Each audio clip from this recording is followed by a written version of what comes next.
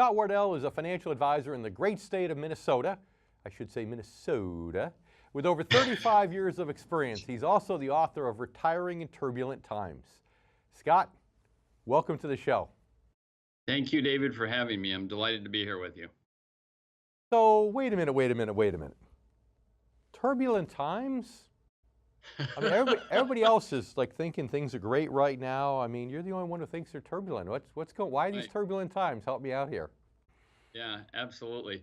Well, as everyone is very well aware, we've got a lot of volatility in markets. We've got a completely different retirement calculation for people that is very much away from the old pension-based calculation, which creates the one thing that's certain, right? Uncertainty. Right. And at the same time, a crazy political environment that makes people wonder, well, gosh, will Medicare even be there for me? In the past, people would ask about Social Security.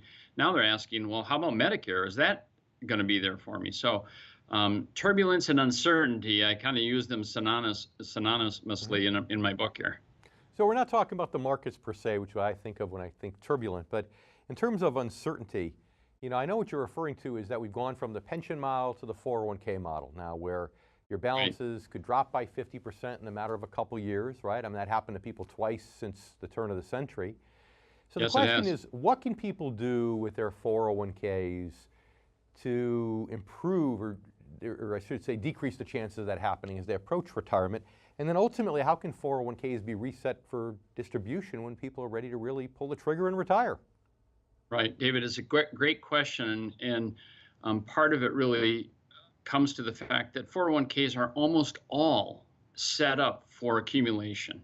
And so people feel comfortable with them, and when they're adding to them all the time, they feel, gosh, you know, this is really something that has worked and continues to work, but they really are not cognizant of the fact that when they get to retirement, they got to restructure this thing, as you say, reset what it is. And you and I both know that the traditional 60-40 model, you know, 60% equities and 40% bonds, and then switch it over when your retirement is way oversimplified and antiquated. So, you know, there's a lot of things that people can do, but it really depends on a bunch of personal factors. So how big is the Social Security? Is there any pension in place at all that can help supplement the income? So getting all of that baseline income stuff in place, and then really addressing the hard question, and that is, given the amount of money we've got in retirement assets, can you afford to go backwards at all? Because some people are like, hey, the snapshot today looks good, but any backwards movement in this market, and it just doesn't work. So you really have to work with the individual to really find out how that works. As a guy who's really talking to clients every day, as I am, you know, tell me, do you see the same thing? You know, I see there's two issues going on right now. First of all, it's been nearly a decade now since they've seen their accounts make a significant drop. And it's kind of like that convex mirror sticking out of the side of a truck, you know, the one with the warning sign that says objects may be closer than they appear. You know, makes everyone look further away, except unfortunately the 401ks don't come with that sticker. And the second thing that I see is people don't realize how much money they lost, because to some degree when the markets were dropping, the fact they were saving and contributing, on paper at least, it made it seem as though they didn't lose as much, when really it was their new money that was helping them rebound faster. Are you seeing that those are two factors also, the way I do, that might skew people's view of what actually happened back then? Yeah, absolutely. And you know, that contribution, I always say to people when they're in that contribution mode, I said, remember, you're still a net buyer. And as a net buyer, what do you want the price to do? Well, with a little thought, they usually come up with the right answer. I want it to go down. Absolutely, that's fine. Buy them cheaper.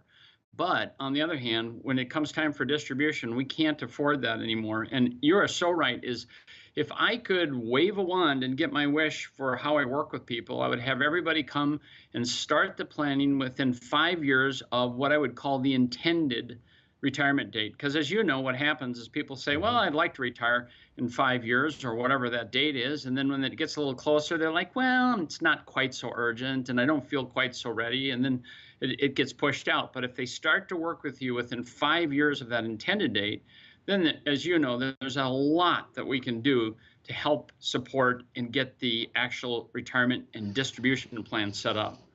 We're here today with Scott Wardell, author of Retiring in Turbulent Times.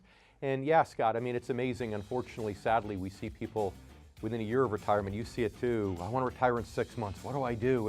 And by then, it's not like we have a magic wand. There's not much we can do. Right.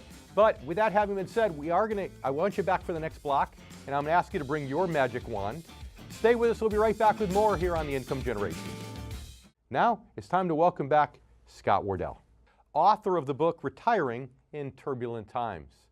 So one thing that you mentioned, and I want to bring it up here, I asked you to bring back your magic wand. Do you have your magic wand? Is it there? I can't see it.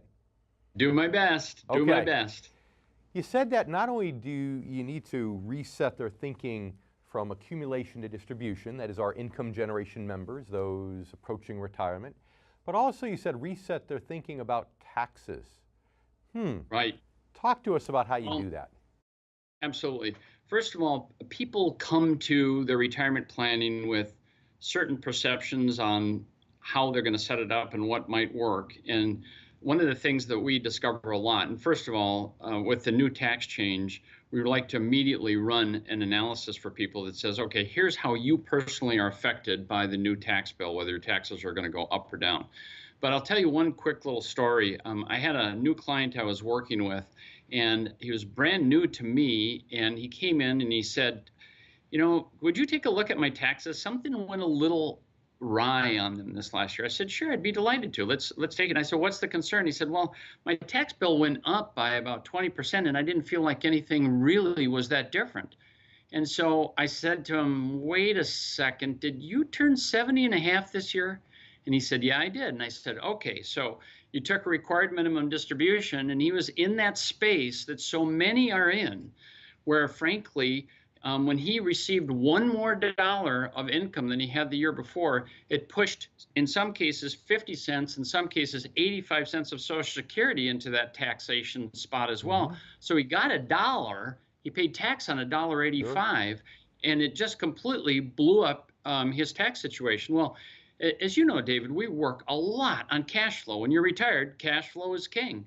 So if all of a sudden you got an extra $2,000, $3,000 bill because much more of your Social Security got taxed than you thought, that is something you need to know in advance and control if you can. Well, you know, that's what I always feel like. You know, in my family, we pay all the taxes out of my pay, and my wife gets Sure. to keep all hers. So essentially what's happening is I'm getting $1 paying tax on $1.85. So I know how it feels. That's not very good, right? You're right there. You're right there. Now, are most people, you know, in the minute or so we have left, tell us, you know, are most people a little better off or little worse off now with the new Trump tax plan? Well, I would say that we've probably run 25 or 30 specific analyses since the tax bill was proposed. And I would say of those, in my client group, probably about 80% have got some fairly substantial tax savings from it. I would say between $1,500 and $2,200 has been about the average amount of actual tax savings. And one of the interesting things is a lot of people would report to me that they were itemizing, and then when I looked on their tax return, they actually were taking the standard deduction. So now that the standard deduction is doubled, it made a big deal for them. Yeah. So the majority, I find the same thing, that the majority seem to be in a little better situation, which is good because it stretches their money a little further. You know, we don't spend pre-tax Right. dollars, we spend after-tax dollars. So, That's Scott, right. I really appreciate you joining us today. Where can people find Retiring in Turbulent Times?